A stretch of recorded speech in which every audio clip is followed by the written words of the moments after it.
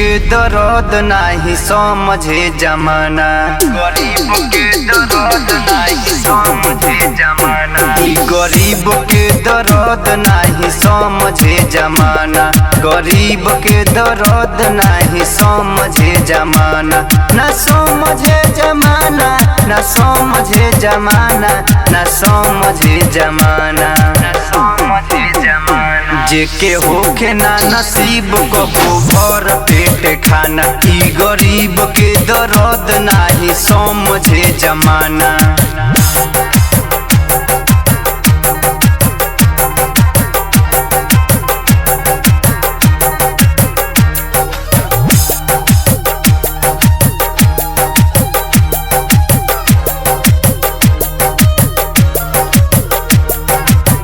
ना देखे आइए हो गाँव दुआरी, ना देखे आइए वो भूखा भिखारी, ना देखे आइए वो भूखा भिखारी, ना देखे आइए हो गाँव दुआरी, ना देखे आइए हो भूखा भिखारी।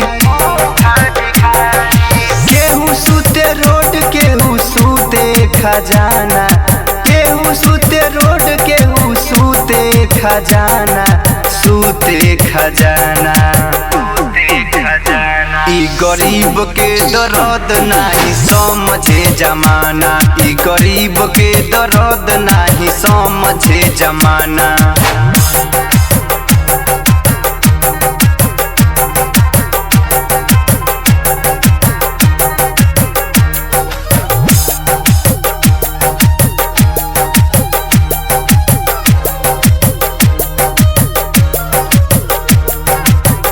निपुनिराला कहे साच साच बतिया, रोते रोत बीते हर एक रतिया, रोते रोत बीते हर एक रतिया।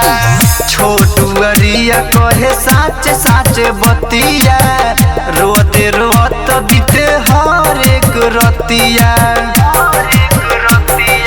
भूखे पेट रह के करे परेला बहाना, भूखे पेट रह के करे परेला बहाना, परेला बहाना, परेला बहाना। ई गरीब के दर्द नहीं समझे जमाना, ई गरीब के दर्द नहीं समझे जमाना।